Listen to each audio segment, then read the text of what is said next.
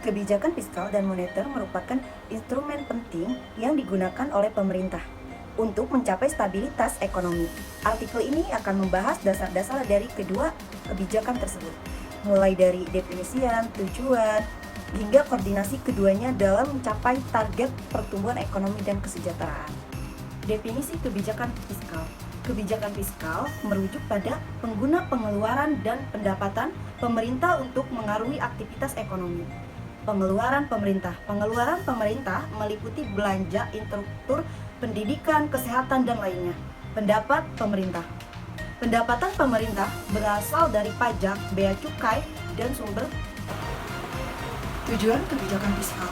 Tujuan utama kebijakan fiskal adalah untuk menstabilisasi ekonomi dengan mengatur tingkat inflasi, pengangguran, dan pertumbuhan ekonomi. Di sini ada tiga. Satu, perangsang pertumbuhan ekonomi melalui peningkatan pengeluaran pemerintah atau pemotongan pajak.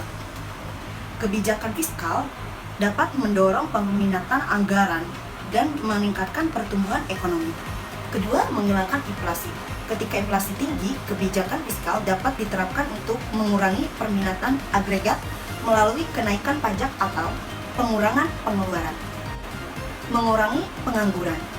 Kebijakan fiskal dapat membantu mengurangi pengangguran dengan meningkatkan peminatan barang dan jasa sehingga perusahaan perlu memperkerjakan lebih banyak tenaga kerja. Instrumen kebijakan fiskal. Pemerintahan memiliki beberapa kebijakan fiskal yang dapat digunakan untuk mencapai tujuan. Satu, pengeluaran pemerintahan. Pengeluaran pemerintahan dapat diubah melalui berbagai program seperti infrastruktur, pendidikan, dan kesehatan. Yang kedua yaitu pajak. Pajak dapat diubah melalui perubahan tarif pajak, pengurangan pajak, dan penerapan pajak baru. Yang ketiga yaitu transfer pembayaran. Transfer pembayaran seperti bantuan sosial dapat digunakan untuk meningkatkan pendapatan dan daya beli masyarakat. Definisi kebijakan moneter. Kebijakan moneter merupakan tindakan yang dilakukan oleh bank sentral untuk mengatur jumlah uang beredar dan tingkat suku bunga dalam suatu perekonomian. Di sini ada dua contoh. Yang pertama, jumlah uang beredar. Bank sentral dapat mengatur jumlah uang beredar melalui operasi pasar terbuka, penempatan suku bunga, dan persyaratan cadangan bank. Yang kedua yaitu tingkat suku bunga. Bank sentral dapat mempengaruhi tingkat suku bunga melalui operasi pasar terbuka, penempatan suku bunga acuan, dan persyaratan cadangan bank. Tujuan kebijakan moneter. Tujuan utama kebijakan moneter adalah untuk mencapai stabilitas ekonomi, menjaga nilai mata uang, dan mengendalikan inflasi. Baik, di sini ada beberapa tujuan. Yang pertama, mengendalikan inflasi.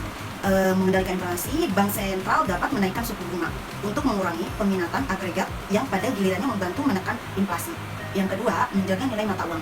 Bank sentral dapat melakukan operasi di pasar valuta asing untuk mempertahankan nilai mata uang terhadap mata uang asing.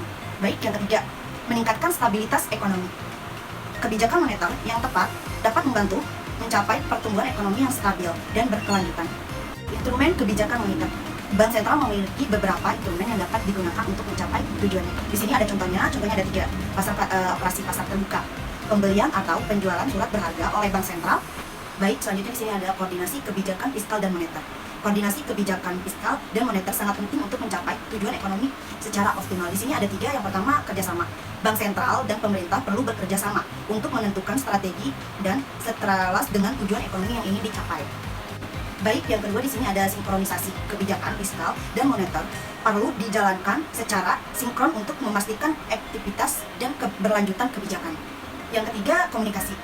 Komunikasi yang transparan antara bank sentral dan pemerintahan penting untuk menjaga kepercayaan publik terhadap kebijakan ekonomi.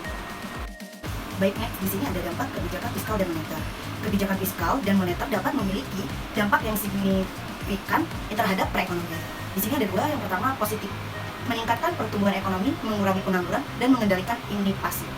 Yang kedua, negatif, defisit anggaran, peningkatan inflasi dan pelemahan nilai mata uang.